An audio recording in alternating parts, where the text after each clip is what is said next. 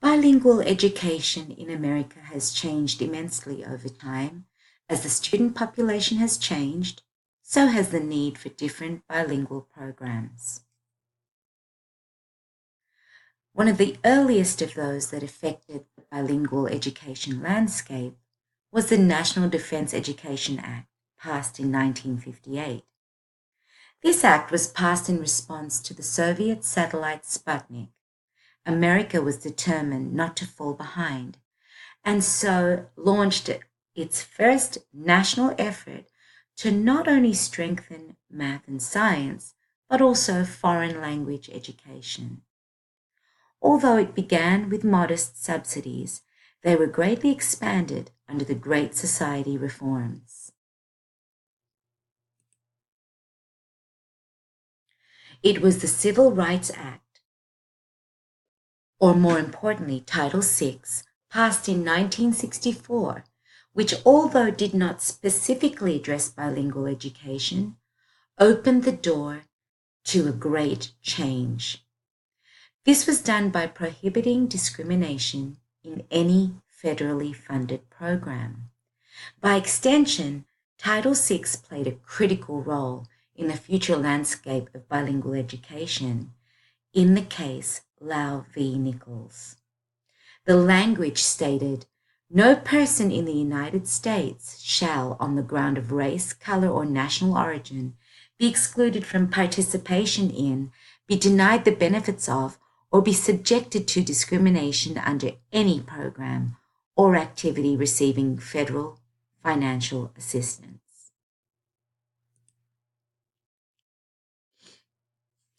But it was the Bilingual Education Act, or Title VII, passed in 1968, that established federal policy for bilingual education. The act specifically stipulated that the federal government would provide financial assistance for innovative bilingual programs. The funding would be provided not only for the implementation, but the staffing and the staff training and all future long-term program maintenance.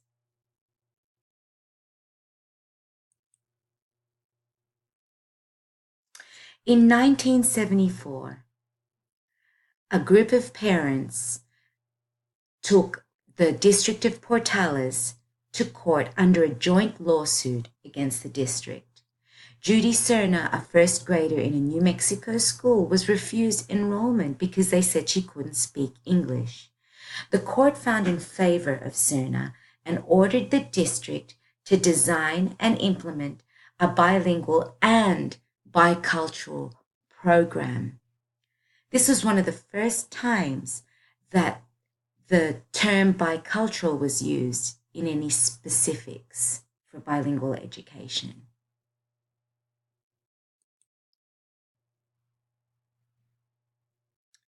However, it was Lau v. Nichols, fought in the Supreme Court in 1974, that changed the direction of the discussion of bilingual education for the United States of America.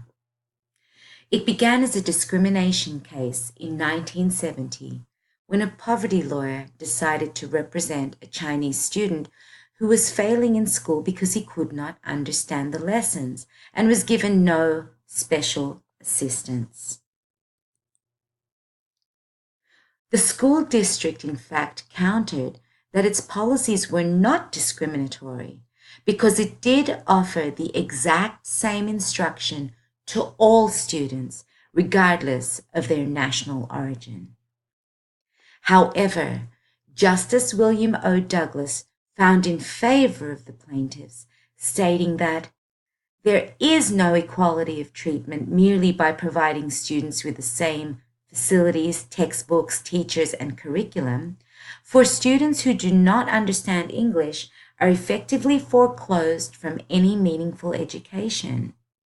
The new guidelines from the outcome of this case would become known as the Lau remedies.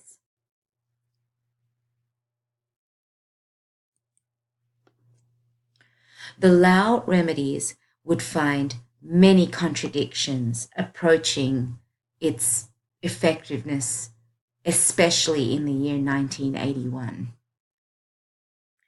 In the year 1981, the Lau remedies were withdrawn by the Reagan administration, citing high costs and unreasonable inflexibility. Also, a number of states designated English as its official language, especially Virginia, who passed a law designating that English is its official language, which would dismiss districts from bilingual education.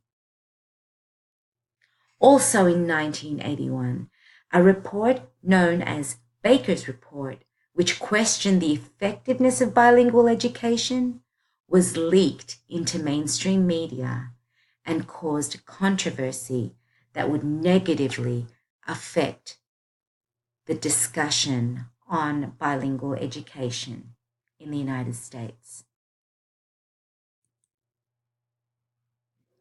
Also in 1981, in a case Castaneda v. Picard in the Federal Appeals Court, the court ruled in favor of the plaintiffs Castaneda.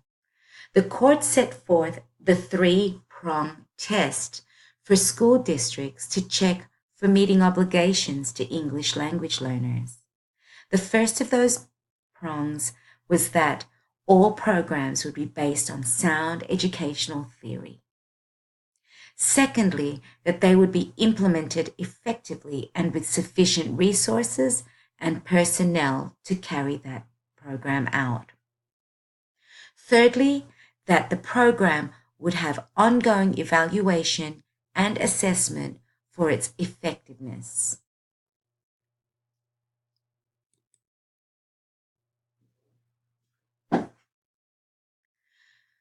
In 1998, Proposition 227, passed in a state primary ballot in California, required California public schools to teach limited English proficiency students in special classes that are taught almost completely in English.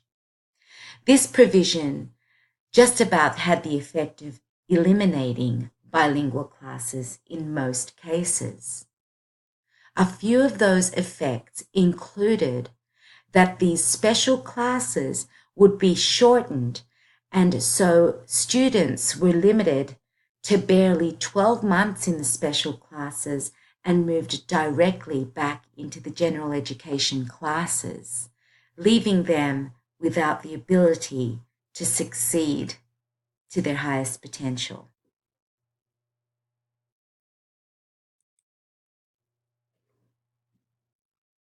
More recently in the United States, big changes have occurred on the bilingual landscape. Last year, Massachusetts Governor Baker signed an English language overhaul into law. This required that school districts will be able to continue using the immersion system or program, or choose a different approach to meet their student needs. Although the immersion system had always been controversial, many schools found that they were able to practice the immersion policies and programs to great effect. So if that was the case, they were allowed to continue using immersion. The overhaul also requires parent advisory committees at schools with a high concentration of English language learners. It also raises the expectations for real data collection and program evaluations. The Department of Elementary and Secondary Education would also be charged with developing seals of biliteracy for high school diplomas, recognizing students who were proficient in not only English but also another language. And one of the most recent changes to the United States conversation on bilingual education was the English Learner Roadmap of California in 2017.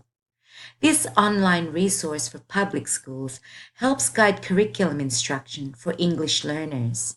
It requires school districts to seek parent and community input in program development and has greater accountability for those districts not complying with language programs.